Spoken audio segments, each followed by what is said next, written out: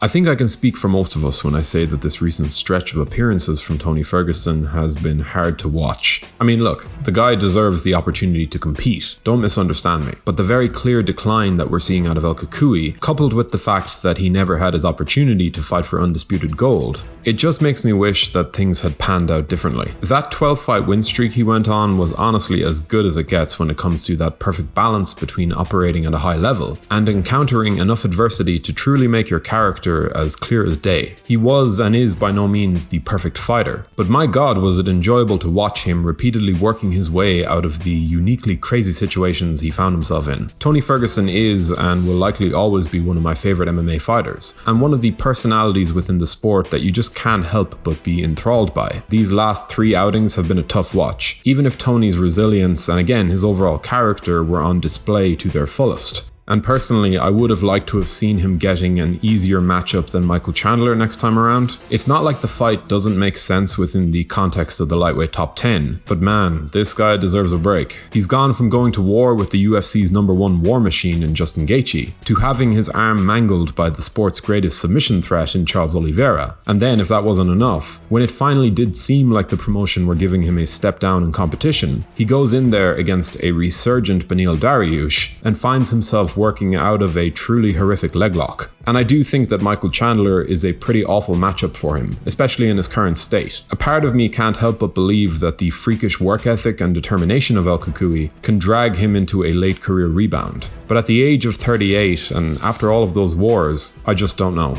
In Michael Chandler, you have a guy who certainly has the ability to find Tony's off switch in the very first exchange, a man capable of taking advantage of any wear and tear that may have been building up on Ferguson's chin. Just look at what he did to Dan Hooker. And we all know just how often Tony gets hit, even in his prime. His ability to get his head out of the way of damage, his ability to avoid getting dropped, it has never been great. Indeed, he was always able to recover, but Chandler hits like a truck, so it is hard to see this as anything but a favourable stylistic matchup for the former Bellator champion. I like Michael Chandler a lot as well. I've been watching this dude for years as he singled himself out as one of the all-time great outside of UFC talents, and if he does in fact win, I have a feeling that there is a massive prize waiting for him. In fact, my thoughts on this matchup's very existence have shifted somewhat in recent times. Originally, I didn't like it at all, mainly for Ferguson's sake, and that's not meant as a dig at the former interim champion, but realistically, as far as managing his career is concerned, setting him up with a power puncher, a durable power puncher like Chandler, is a move that I just wouldn't make. And look, who knows? That's not to say that he doesn't prove us all wrong, but even now, I still don't like the fight on that level. On a quick side note, if you're enjoying this content and would like to stay up to date with all of our weekly uploads, be sure to subscribe to the channel now, you beautiful bunch of flat-footed duck-billed platypuses. Bit of vintage Tony Ferguson for you there. Also, we recently set up a Patreon account, so if you want to help support the channel, the link can be found in the description. Anyway, here's where it all gets interesting. What do Tony Ferguson and Michael Chandler have in common? Well, they're both hanging around just outside of title contention, with each man coming off of a loss. Chandler is number 5 and Tony is number 7. But the main thing that these two have within that top 10, that only the number 6 ranked Rafael dos Anjos also does, is that over the last year or so, at one point or another, they've both been linked to serving as the comeback opponent for Conor McGregor. Most fans, whether they are diehards for McGregor or total haters, would agree that the former 2-weight world champion definitely needs a step down in competition if the UFC are looking to manage his career effectively coming into this crucial next year. And Chandler and Ferguson, along with RDA, have been pointed to as ideal lightweight opponents, ones that serve up a combination of name value and competitive intrigue for McGregor's inevitable return. And look, a lot of people tend to go extreme in either direction when it comes to Conor's future prospects at 155 pounds. But even if I think that you'd probably have to favour Michael Chandler in a fight against the Notorious, as I always say, I will never disregard a once great fighter's ability to be great, even if it does seem like an uphill climb. So yeah, I really do think that this May matchup between Ferguson and Chandler is going to single out the opponent that will stand opposite the sport's biggest star when he makes his next walk. And though Conor's own optimistic estimates have a return in mind for the summer, I think somewhere closer to the end of the year would be more likely. As for the welterweight title shot nonsense, though I wouldn't put it past Conor or the UFC, this, realistically, meaning a lightweight return, is definitely the best path in my eyes. That said, I do believe that Rafael dos Anjos, of the group of names that I've mentioned, is actually the best fight of the lot.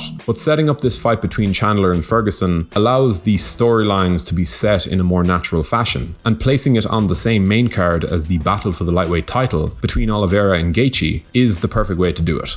It would certainly be in line with the usual decision-making process exhibited by Dana and his team, and I would imagine that now, even if the Kamaru-Usman chatter has still been floating around, there will at least be some understanding that must be sinking in about how a more cautious approach to Conor's career would be better for everyone in the long run. He definitely needs a win, and the UFC would obviously prefer to keep their biggest asset at something resembling his highest level of value. So yeah, I do get the sense that this booking will have some real ramifications for the rest of the year at 155 pounds, and though I do strongly favour Chandler to get the win, probably by way of an early finish, I won't make the mistake of counting out one of the all-time great lightweights in Tony Ferguson. But what do you think of a matchup between these two 155-pound icons? And of the two, who do you think would offer up the biggest challenge to Conor McGregor, if that is the route the UFC choose to go down? Do let us know your opinions in the comment section below, and if you enjoyed this video, be sure to leave a like and a comment before subscribing to the channel so you can stay up to date with all of our latest uploads. Thanks for watching.